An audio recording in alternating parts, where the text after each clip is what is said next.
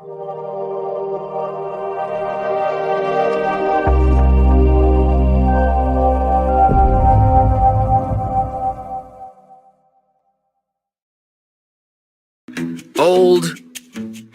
broke. Well, that's not good. Seriously though, this is where millions and millions of people are headed if something doesn't change now. And that's why we created the Private Reserve Account, a simple way for mainstream Americans to secure their retirement, protect their loved ones, and fund their dreams along the way. Here's how it works. Imagine creating your own banking alternative. And not just some ordinary bank, but the ultimate bank. Think about that for a minute. If it's your bank, what benefits would you give yourself? It would be a bank where your savings account actually grows by being linked to stock market gains so you can benefit from those big rallies. And as your money grows, the gains are locked in, so no more of those scary drops. That's a win-win. You'd be able to access the growing value of your account anytime you want for any reason you have.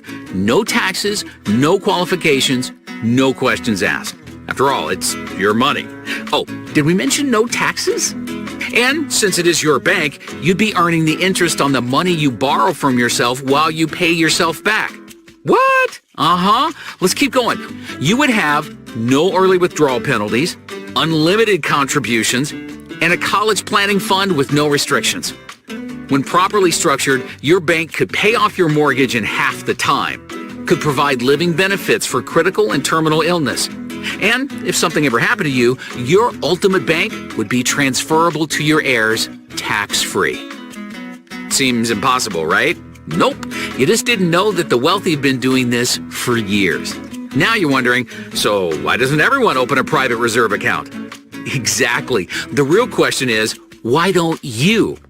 Contact your financial representative today to set up your private reserve account and help put a stop to America's retirement crisis. We're with you all the way.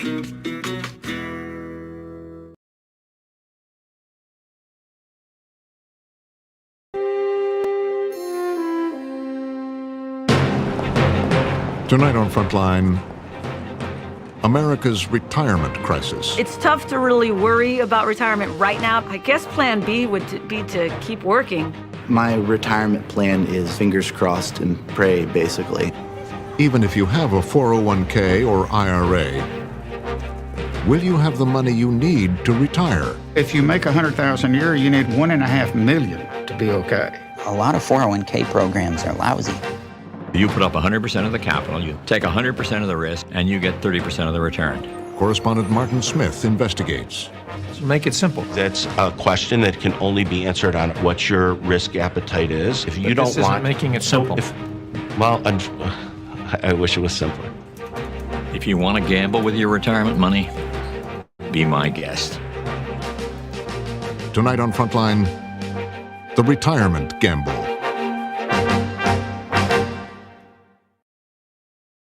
Increasingly, Americans in money trouble in this bad economy are borrowing from... And the number of workers borrowing from their accounts has reached a 10-year record high. Number of workers now rating their... Let's begin with one simple fact. America is facing a retirement crisis, and the statistics are grim. Tax code overhaul that could hit 401k. Half of all Americans say they can't afford to save for retirement. The average retirement fund has lost $12,000. 1/3 have next to no retirement savings at all. Meeting the need for many Americans to work longer and save more for retirement. I just don't know if I'll be able to save that much. People with shrunken retirement God willing, Social Security will still be there.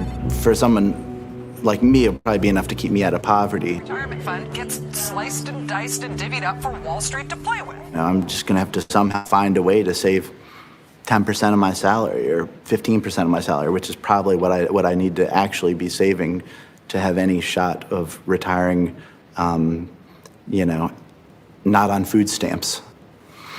Yeah, I don't know. Hope to be able to retire.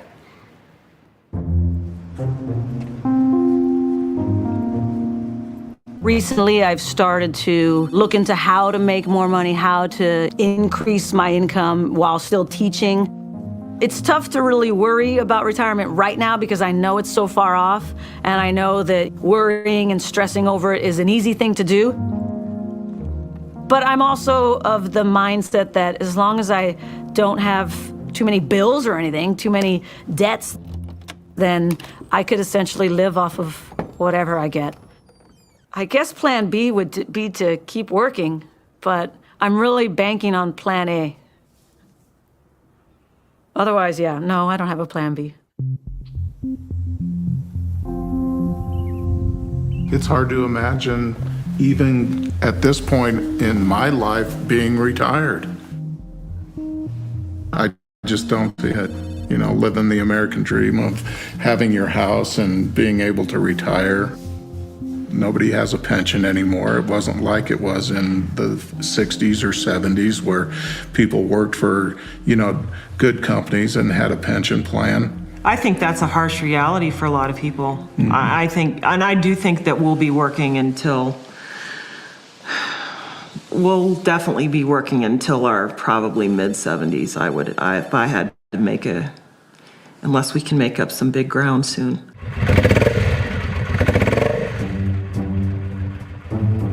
You know, I consider myself middle class. I don't have the luxury of a couple $1 million in savings. The cost of living is going up. Your water bill goes up, your utility bill goes up, your bill goes up, your food goes up. Retirees are getting stressed because their nest eggs, their savings, are not producing any income for them. So they're all wondering where they're going to make ends meet. I'm fortunate I can live at a higher standard because I have a little bit of a nest egg in my retirement savings. But others, they're at poverty level. Yeah. As for me, I'm almost 65. I started saving for my retirement in my late 20s. But along the way, I dipped into my nest egg, not once, but several times. So this is my IRA and 401k, and which will be cleaned out over a certain amount of time. Right. And now, like millions of other baby boomers, I too don't have enough. The key to your retirement working out is having enough return on your assets. Most of my savings went to pay for my kids' educations. This is where fees would really hurt you badly. This is where fees would hurt you badly. A divorce and the crash of 2008 didn't help either. Well, it looks like my own personal fiscal cliff. I'm now planning to work for as long as I possibly can. So this plan is predicated on working full-time until 70. Yes. And at 70... From age 70 to 75, I have you working part-time.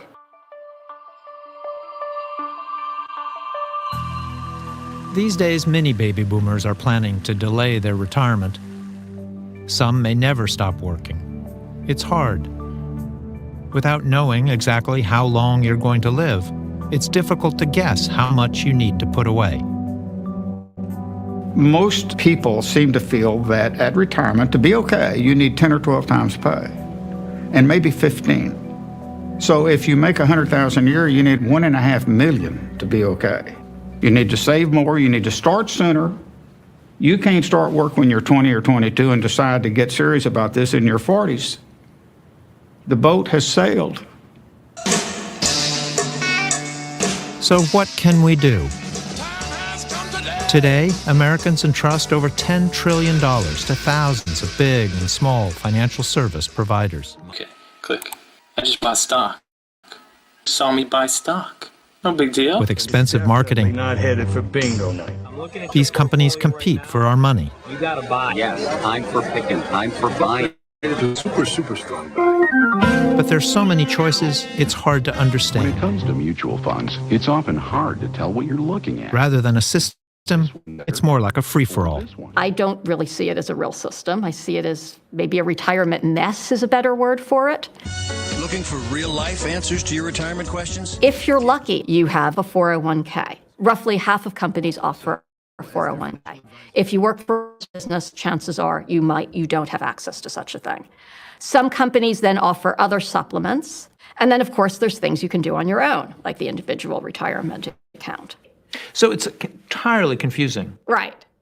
So where does one begin? Let's talk about that 401k you picked up back in the 80s. About 60 million Americans have signed up for their company 401k plan. These are your 401k election forms. As you can see, there are numerous options to choose from. And remember, this is your retirement, so make your selections carefully. But most people remember their first 401k meeting as dumbfounding. Any questions? I had no idea. I was so confused. I came out of that meeting and I was like, oh my God. It was overwhelming for me, the knowledge that you had to have in order to invest. I really was kind of clueless. I didn't know what I wanted to invest in. I really didn't know anything about it. I had learned somewhere, I had heard something about if you're young, you should be more willing to take risks. You have time. So other than that, I really knew nothing. And that's one of the best aspects of this. They showed you the plan. You either had your choices between conservative. There was nobody there managing my money. It was all up to me. So traditional pensions don't necessarily let you take it all in a lump sum. The 401k is one of the only products that Americans buy that they don't know the price of it. It's also one of the products that Americans buy that they don't even know its quality. It's one of the products that Americans buy that they don't know its danger. And it's because the industry, the mutual fund industry, have been able to protect themselves against regulation that would expose the danger and price of their products. It used to be much easier. In 1970, 42% of employees had a pension, a guarantee by your employer that you would get a good percentage of your salary and benefits upon retirement. This is the life. What with my retirement plan and the few dollars I'd saved, I didn't have a thing to worry about. Workers didn't have to figure out how to manage their own savings plan. It was done for them. It was very simple. The employee really didn't know any of the mechanics behind it. They just knew when they came close to retirement that they were promised a benefit, so a secure income over their entire life. So they had this income until they died. And so what was wrong with the system? Absolutely nothing, to be honest. It was a great system. The problem was that over the last decade, the rules of the game changed. What changed was that people started living longer. New accounting rules, global competition, and market volatility too affected the cost of maintaining a pension plan. The old system became an expensive system, I think, from an employer standpoint. They have to know how to manage investment risk, and they have to know how to manage longevity risk. And they have to spend a good deal of money. And they have to spend a good deal of money, and if the market doesn't do what they hope it will do, they can lose some of the cash that they've actually put in from a funded status standpoint. So it's pretty complex. One of our major concerns is to protect our accounts against risk. It was then that corporations found a new loophole in the Internal Revenue Code. What essentially happens is that the 401k comes in the late 70s, early 80s. It starts as a corporate tax dodge. Basically, it's if you're a high earner, you're going to put some of your money aside. Nobody ever thought that this was going to apply to the rest of us. I mean, there was never any thought of it. So not quite by design, a new retirement system was born. Big brokerages and banks saw an opportunity to expand their business and helped employers set up and run their new plans. They promoted the arrangement as a win for everyone. From the individual perspective, the 401k actually opened up the opportunity to save for retirement for many individuals who worked for businesses that didn't have a pension. And it also allowed them to have a portable, vested amount of money that they could take with them as Americans started changing jobs more frequently. It's as simple, though, isn't it, as the businesses decided to get out of the business of providing pensions and shift the burden to employees.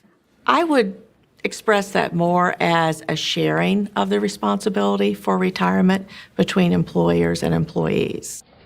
But while some employers contribute to employees' 401k plans, all of the risks fall on the individual. 401k plans really place the burden on the individual participant to have an adequate retirement. And the vast majority of ordinary people don't know how to do that. It's a very complex task. We wanted them to be able to figure out how much they needed to save for retirement, how to invest that money, and then once they had a lump sum, once they retired, how to withdraw the money so they didn't outlive their assets. So that's 3 different risks. Picking and choosing the right investments requires very careful handling. Enter the mutual fund industry. People in the mutual fund industry realized that there was a huge opportunity here, right? I mean, not only could they sell their mutual funds, directly to investors, but they could make the mutual funds the very foundation of the 401k plans. In 1981, nobody knew what a 401k was. By 1989, it's in the lexicon, it's being written about, it's being talked about. Throughout the 90s, now all large employers effectively have plans in place. People are participating. It continues to grow from there. Start saving $300 a month when you're 23, and you could retire a millionaire. The boom happened in lockstep with the roaring bull market of the 80s and 90s. Mutual funds were charging high management fees, but nobody seemed to care. The returns are great. So no one thinks about how much is this costing me when they're earning 15 or 20%. Star mutual fund managers like Fidelity Magellan's Peter Lynch encouraged all of us to jump in. You shouldn't be intimidated. Everyone can do well in the stock market. You have the skills, you have the intelligence. It doesn't require any education. All you have to have is patience, do a little research. You've got it. Saving for retirement seemed as simple as betting on the market. It was a great time. Employees who participated in these plans and invested in the stock market, couldn't wait to open their monthly statements to see how much the value had gone up, So things seemed to be working nicely. Well, I was invested in everything.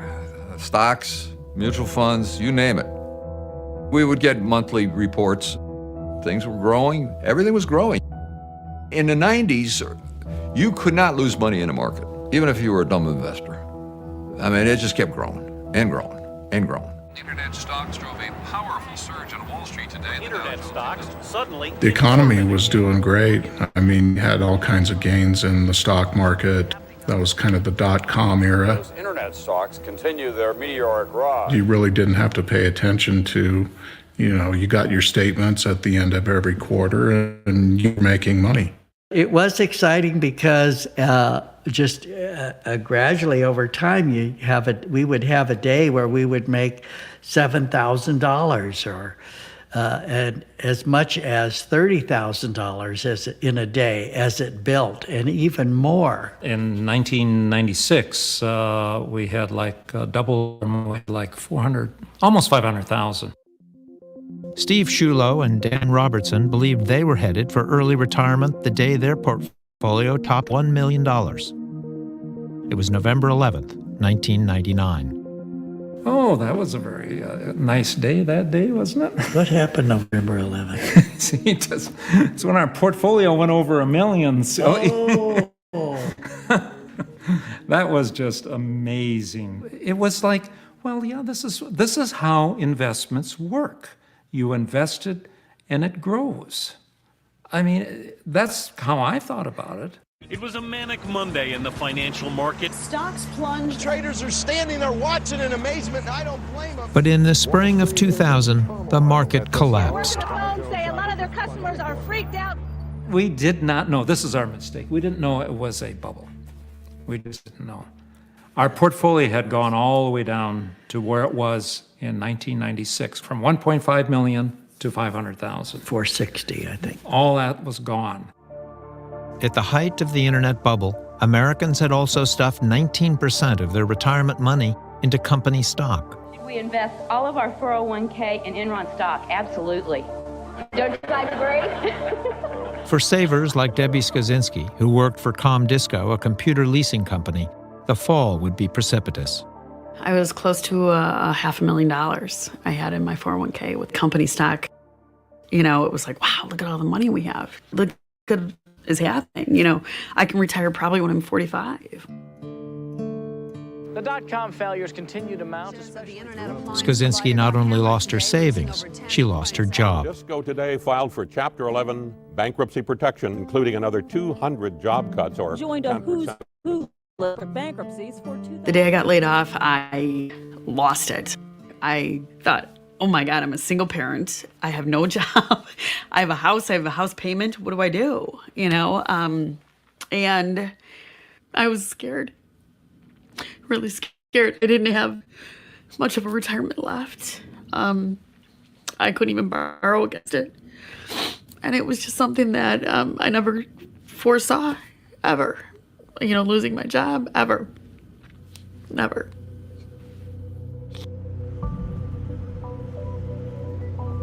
The worst was yet to come.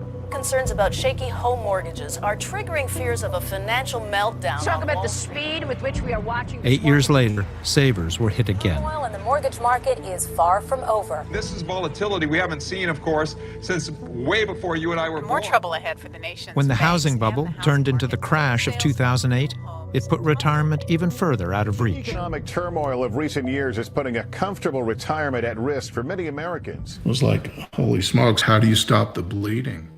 The reality of what you've lost is huge. Right. I mean, not only have you now lost half of your 401k, but your house is not worth anything anymore either. So anything that you thought you were going to have there is gone, and now half of your 401k is gone.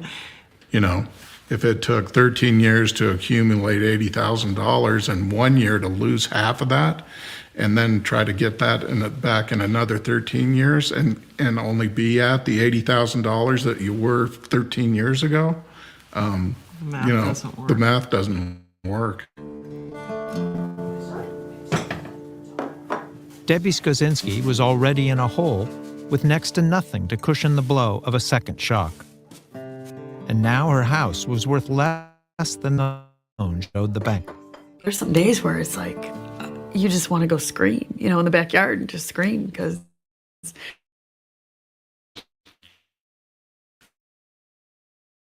it's heard you. She did what a quarter of women had done. She dipped into what was left of her 401k. I freaked out when I took the money out of my 401k. It was hard. I mean, it's, you know, you never... Every day on the news, I'd listen to it and I'd be like, oh, God, it's really bad. Will I be able to keep my house? Well, you know, what if my car breaks down? I can't afford a car payment. It just can't be this hard to make money. I can't. You know, you hear these big companies with these people taking these huge bonuses.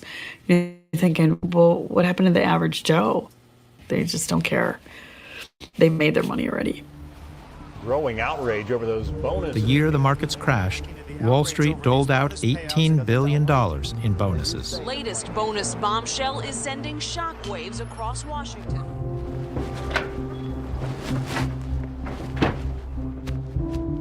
Robert Hilton Smith entered the workforce in 2003. He taught for a bit, worked at a coffee shop, and then went to grad school, where he ran up $40,000 in student loans. But on the bright side, he had no savings to lose during the 2008 crash. When he graduated with a master's in economics, he was hired at a small think tank in New York. They had a 401k, and he began to make regular contributions.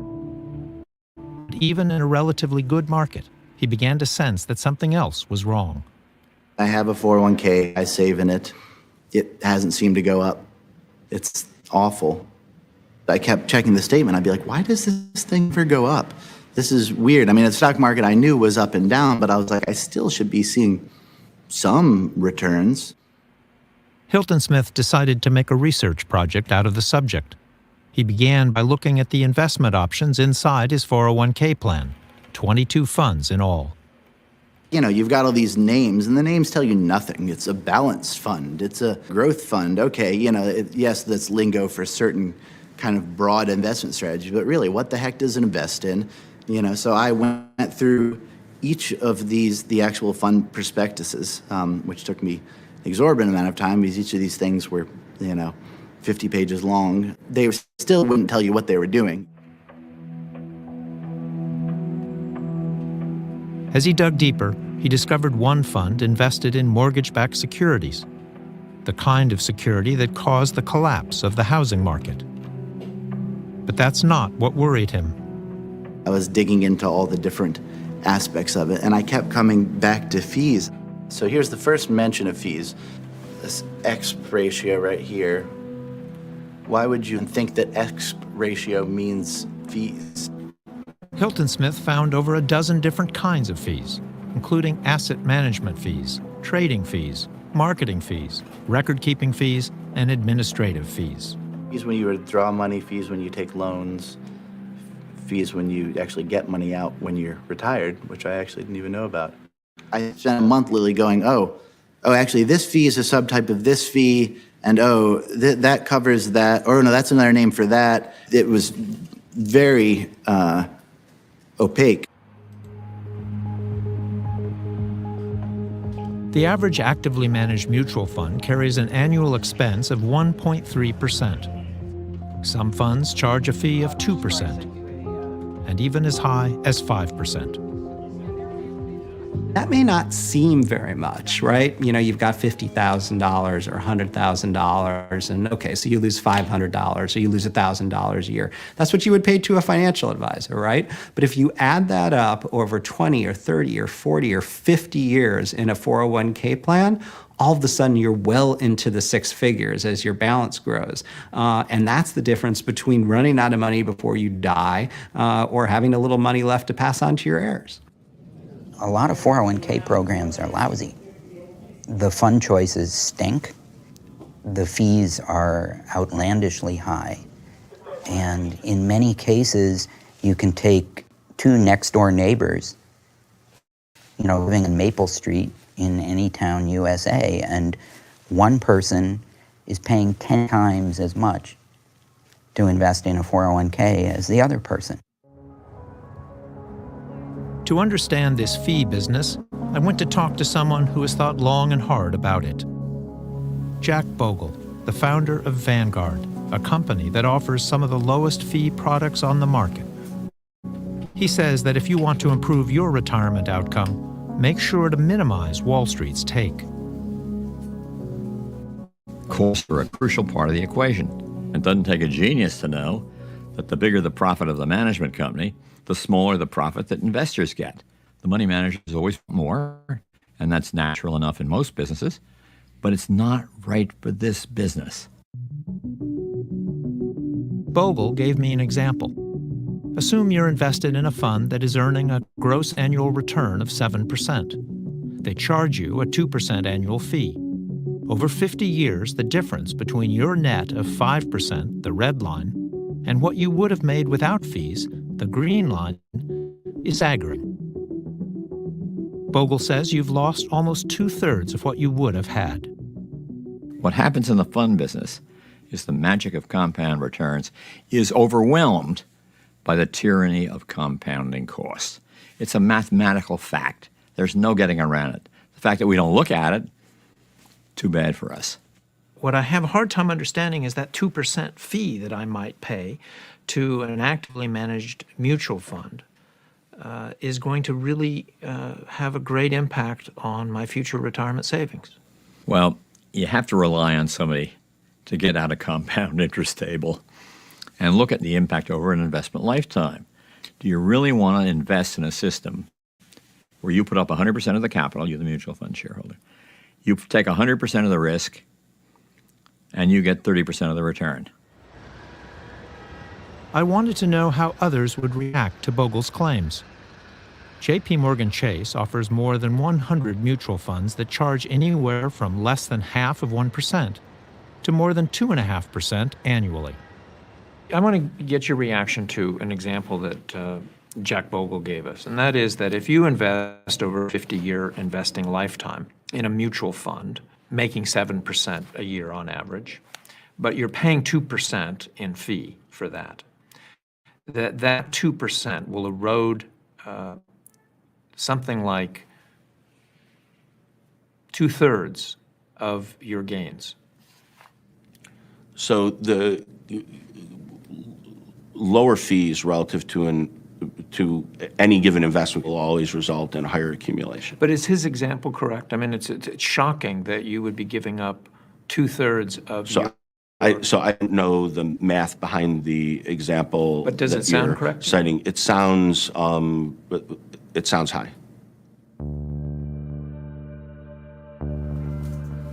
It had sounded high to me as well, so I took Bogle's advice, found a compounding calculator online, and used a simple example in order to isolate the effective fees.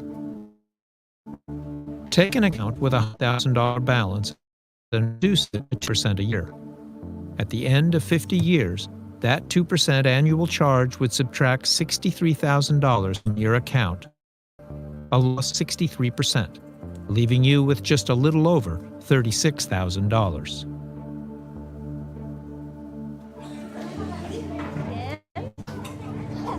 Most investors are unaware of all the types of fees they're paying. Okay, so as soon as everybody's actually seated, we'll go over what's going on. Crystal Mendez started saving for retirement in her early 20s, but she rarely looked at her account and just assumed it was doing well. One day, my fiance was looking at his retirement, and he was essentially bragging about how great he was doing. So I pulled out my annual report, and we kind of compared notes, and I realized that he was doing far better than I was. He basically said, "Honey, I think you're getting ripped off. We should look into this." After looking at the fine print, Mendez found out that not only was she paying high fees, she was invested in an annuity with a high surrender fee, a penalty for any early withdrawals. I think it was 10% was the surrender fee. So I was like, battling with myself. Do I really want to give these people my money or leave it there and then I won't have a surrender fee? But I think in the end, I just said, forget it. They can have the fee and I'll move on with the remainder of my money. All this talk of fees made me curious about my own 401k. I run a small company with a handful of employees. We make documentaries for Frontline. But we're too busy to look at the fine print of our retirement plan. But while putting together this report, I went online to look at what my plan was offering. The funds that I'm allocated to, if you look at... I found Hilton Smith found, using tables of all sorts of products with different kinds of fees. But it doesn't have any sort of ticker on it. But those are proprietary mutual funds. We have 434, but AXA, because they're an insurance... I even found this offering, the American Century Livestrong Fund, a mutual fund co-branded with Lance Armstrong's Cancer Foundation. How did this get here? How do funds like these get into my plan in the first place? In seeking an answer, I came across another family of fees. It works like this. In order to get their offerings placed on employer 401k menus, mutual funds rely on brokers and plan administrators. In return, the brokers ask for a payment or revenue share. It's a kind of pay-to-play arrangement, or as some say, a kickback, that adds another layer of costs to retirement plans. A lot of people use like kickback because in some ways it's a leak kick. There's nothing. It's sort of you scratch my back, I'll scratch yours kind of arrangement. If you sell our funds, you will get a portion of the revenue we earn.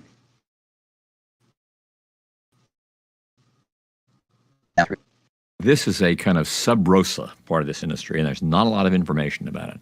But the fact of the matter is, as far as I know, that those kind of payments to brokers for distributing your shares has simply become part of the system. The brokers are getting a little religion here. They're saying, why should I distribute your funds? Pay me to. You give. The problem is that these fees are not paid by the fund company. The bill is passed to you and me. Here it is, buried deep in my 401k plan documents. It took me about an hour to find the reference.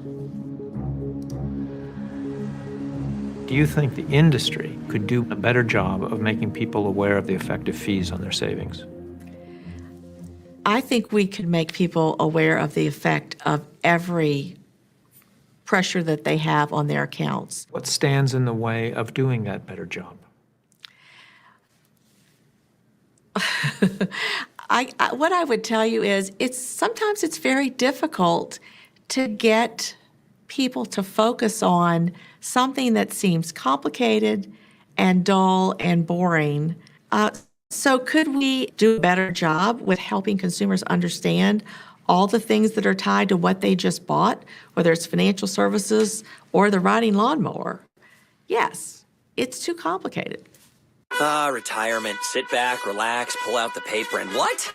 An article that says a typical family pays $155,000 in Wall Street fees on their 401ks? Seriously? Seriously, you don't believe it? Search it. The average American household will pay nearly $155,000 over the course of a lifetime in fees alone. That's according to a new study.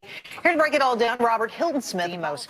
In the spring of 2012, Robert Hilton-Smith came out with his study on the impact of fees on retirement savings. When we looked at it, we really found that all of the costs of retirement are really being shifted onto individuals here. I was amazed. I mean, everybody covered it. All the major outlets and all of the financial industry outlets as well. Every one of them really have been sold to us, these 401ks and IRAs, as safe products over the years. The point is that this system isn't built for individuals at all. It's certainly not built for their benefit. New and eye-opening report out this morning. Fees are taking a huge chunk out of our retirement. The industry took issue with some of Hilton-Smith's numbers, but he'd made his point. We're being charged a lot by these financial firms to do not a lot in a lot of cases. We need something different out there. We need something simpler, something safer, honestly, something that people can put their money in, get good returns, not have to worry about losing their entire nest egg, and then trust that they'll actually be able to retire one day if they, do the right thing and save enough, etc. There is someone who has been promoting something simpler. I was criticized many years ago. Somebody said, the only thing that poor guy has going for him is the uncanny ability to recognize the obvious. For the past 4 decades, Jack Bogle has been preaching the gospel of long-term, low-cost investing through index funds. Get Wall Street out of the equation, get trading out of the equation, get management fees out of the equation. You own American business and you hold it forever. That's what indexing is. Own a fund that owns the entire U.S. stock market, does no trading, and has a cost of 1% a year to own, and that is the only way to do it. Then you are the creature of the market and not of the casino. Index funds buy and hold a broadly diversified basket of stocks that match the holdings of a market index. The S&P 500, the Wilshire 5000, or maybe a bond or commodity index. They don't eliminate market risk, they ride the market up and down, but they are much cheaper because there is no active manager. You can guarantee to the shareholder that they will capture their fair share of the stock market's return, for better or for worse. If you want to gamble with your retirement money, all I can say is be my guest. But be aware of the mathematical reality that maybe you have a 1% chance of beating the market over time. It has been proven right year after year after year because it can't be proven wrong. It's a mathematical certainty, a tautology, if you will. Jack Bogle would say, stop fooling yourself. You're better off investing in a broadly diversified index fund than in actively managed mutual funds. What do you say to that? I think he's I'm not going to second guess him. I'm going to say that I think that there's a role for actively managed product in the marketplace. But that is second guessing him. He's saying. Okay, so I'm second guessing Jack Bogle. I'm respectfully disagreeing. I think there's a role for active management in portfolios. That's my belief. But what is that role? How well do they perform?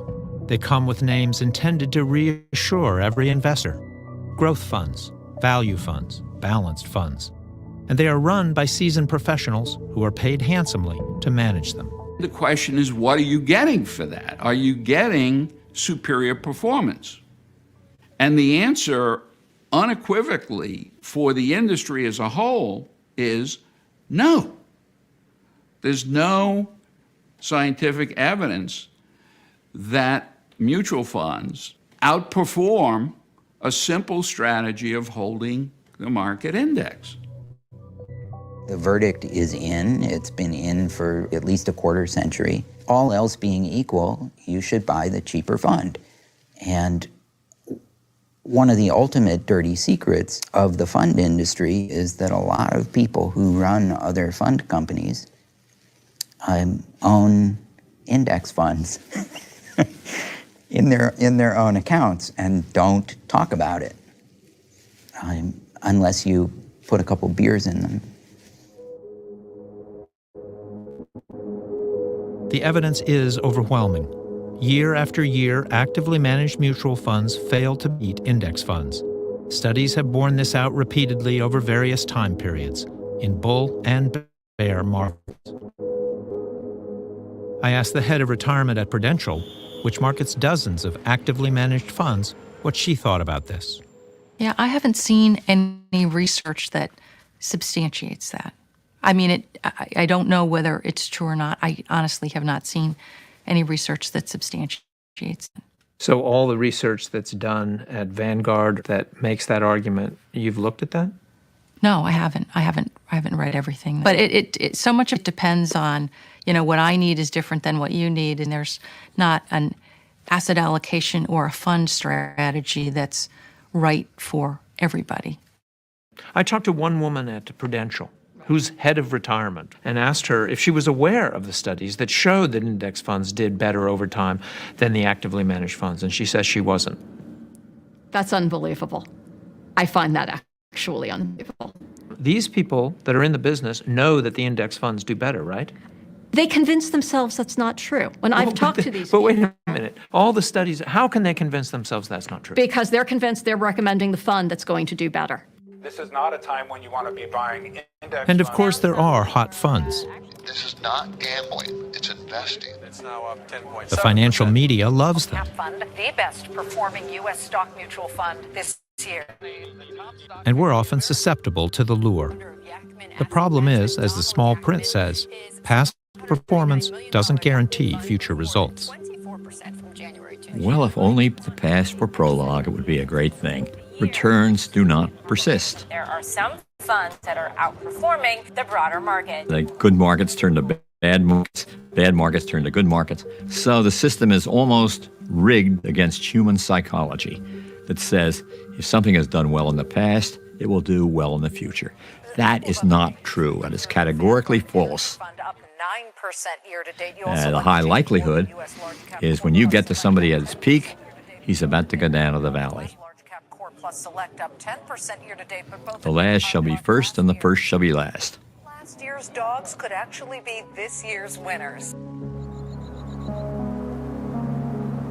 So why aren't more of us invested in a diversified portfolio of low-cost index funds? Critics say it's because the fund industry spends millions hoping workers will follow their financial advice. They're hoping that the married worker will actually trust an advisor. You have the audacity to believe your financial advisor should focus on your long-term goals, not their short-term. In its marketing, the industry implies that retirement advisors are on our side. But when it comes to employee retirement plans, there are no clear standards on who can give advice. Financial advisors lead from a new position of strength. The Department of Labor is responsible for regulating employee retirement plans. We have a system today where anybody can hold themselves out as an expert. They call themselves retirement planners, financial planners, advisors, etc. We don't have a standard way that the consumer can figure out who has the expertise to provide advice. What's a financial advisor? That is a term that means almost nothing. It is somebody who might be a financial planner, or it could be a broker who is really a salesperson. There when you need them. There are registered investment advisors or fiduciaries who are obligated by law to act in their clients' best interests. Let's talk about the cookie-cutter retirement advice you get at some But places. the vast majority of so-called advisors, around 85%, are not fiduciaries. Selling their funds makes them more money, which makes you wonder, isn't that a conflict? They are merely brokers or salesmen. A Fiduciary is a professional who, by law, is supposed to put your interests ahead of their own. Broker-dealers are not under that obligation. They have to conform to a suitability standard, which means they can't put you into something which is totally unsuitable for you. This doesn't have to be the best thing that you could pick out for them. It's just something that's suitable. It's okay. I can't believe that somebody would want to get into a business and then stay in the business of merely being suitable. Basically, your guy is out for himself to maximize his sales, and the way he does it is to be loyal to the mutual fund. And they try to sell you the most profitable products. Steve Shulo learned this lesson the hard way when he encountered someone selling financial advice in his school lunchroom. I met my salesperson in the teacher's cafeteria. She showed us the different products.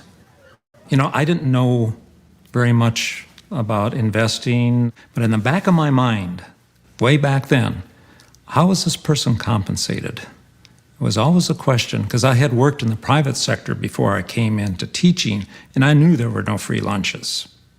Nothing is free.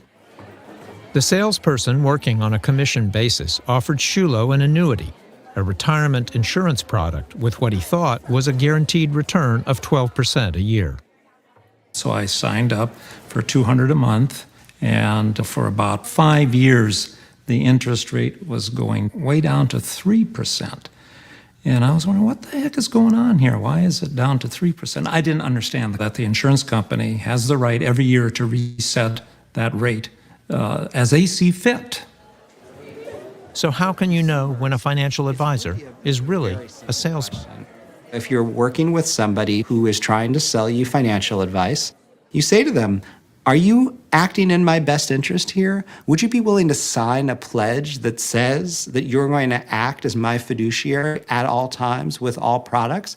Because if you're not, then I'm going to leave. And it's really just as simple as that. Another broker sold an annuity to the Featherstons after the crash of 2008. At the time, it seemed suitable. This was a product that we had discussed with him, and we thought that this would insulate some of our money from what we had just gone through, what a lot of people had just gone through. Right. You know, we trusted him. Yeah, we trust him. Yeah, we trust him. But the problems came after Mark got laid off and the couple had to break into their account. I mean, we're talking on $7,000, the fees have been upwards of $600 just to get the money out. I can understand the percent, but you know, these need to realize that they're making money off the backs of people that have worked hard money. It makes you mad, but you know, what are you going to do? You're powerless. He paid for advice that was not appropriate. To try and hold the industry accountable, the Department of Labor proposed a new fiduciary rule in the fall of 2010. When retirement savings are at stake, advisors should put their clients' interests first. The critical question is what constitutes paid investment advice.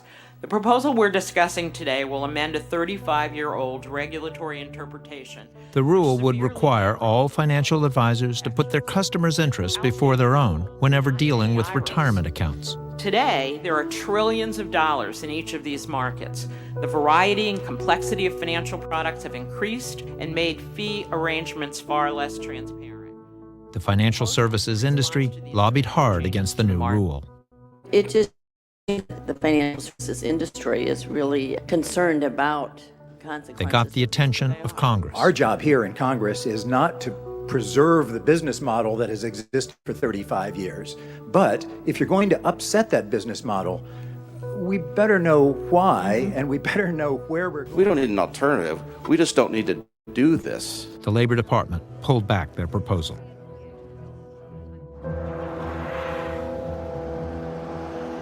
People in the suitability business have very good lobbyists, and they've done a very effective job of creating doubt in Washington and concern about how something like this would be administered, about how the fiduciary standard would be enforced, about the costs of making whatever transition you would need to make.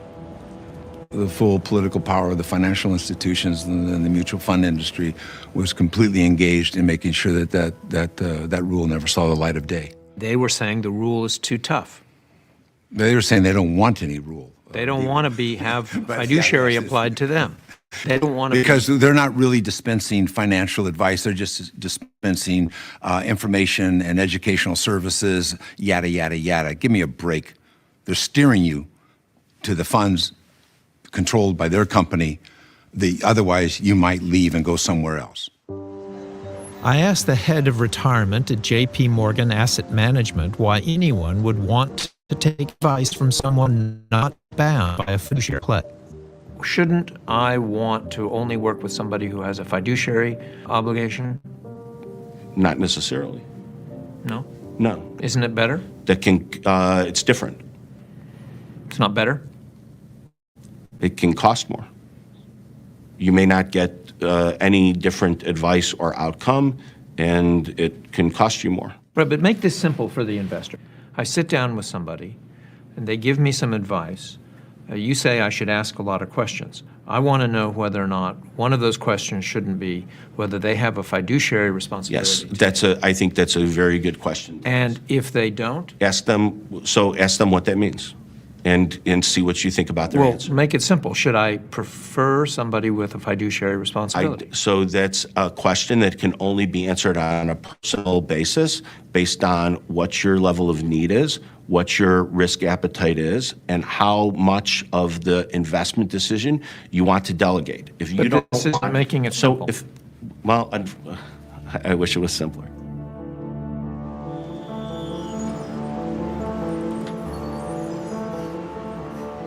Over the past couple of decades, we've handed over more than $10 trillion of our retirement money to the financial services industry. They've built a pretty good business out of it, but how well is it working for you and me? So far, most efforts to reform the industry have fallen flat. Recently, the government has forced through some new rules on fee disclosure, and the Department of Labor said it will try to reintroduce a new fiduciary rule soon. Unless there's a game changer, unless a laws passed or scrap the system and start over, as I advocate oftentimes, no, nothing will change. There's no incentive for the market to change. People will just keep on saving because it's the only option they've got, and companies will keep on raking in the profits. So saving for retirement remains a bewildering and frightening challenge for millions of Americans. For the people we met in making this program, the outcomes are mixed. Some are confident. I definitely couldn't retire right now, but the fact that I'm planning ahead and, investing wisely is hopefully, going to help, and I don't think I'll run out of money. I am concerned about running out of money, but I'm a survivor, and if I have to downsize into a tent, I will. Do something special. Retirement dream, I mean, we're living it right now. This is it. This is it. It's life gives you these opportunities. We never planned to learn about investments until we got slammed in the gut. Then, we better start paying attention here. Others are worried. I'm leery. I'm really, really leery. I don't know what I'm going to do. I feel like I'll be working for the rest of my life. Absolutely for the rest of my life. It's hard to imagine, even at this point in my life, being retired. Yeah. I just don't see it. I just don't see it either. I don't see it. My retirement plan is fingers crossed. Hope my dad has more money than he does, and the truth is, just gonna have to find a way to save way more than you should have to. Meanwhile, what about Hilton Smith's research? He is now finishing his PhD dissertation on America's retirement crisis, but the grant money he needs to support his continuing work has dried up.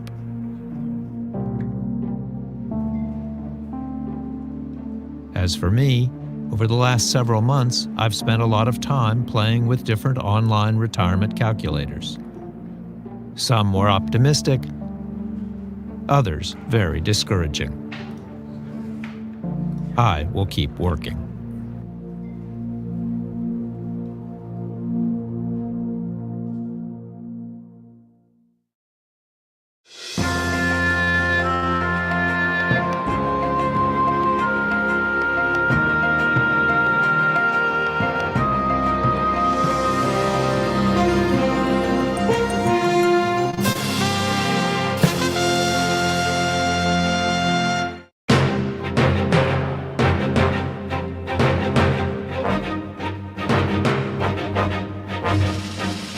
For more on this and other Frontline programs, visit our website at pbs.org/frontline.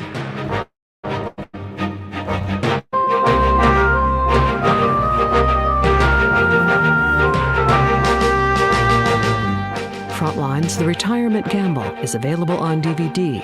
To order, visit shoppbs.org or call 1-800-PLAY-PBS. Frontline is also available for download on iTunes.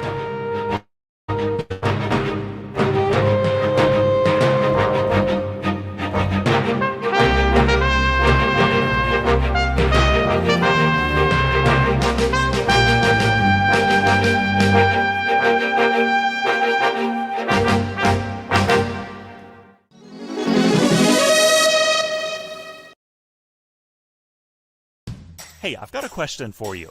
Do you have a cable bill or a phone bill or any other monthly bill for things like internet or home security? Of course you do. Well, guess what? You're probably being overcharged, and you're not alone. Millions of Americans are overpaying on their monthly bills to the tune of $60 billion a year. What if you could pay less for the exact same services? No, really, no change. And then use that extra money for things that make your life better, like a family vacation, college tuition, or simply taking some me time. Sound too good to be true? It's not. You can put your savings on autopilot. We'll analyze your bills and negotiate on your behalf, so you won't pay any more than you should for the essential services you use every day. You don't pay unless we can save you money. When we lower your bills, we'll split the savings with you, and you'll get the same or better service than you have today for less money and no hassle. We know because we've already saved our customers millions of dollars on their essential services like mobile phone, internet, cable, and more. You send us your bills, we lower them. It's that simple. Stop overpaying today. Send us your bills. That's all it takes to start living your life better.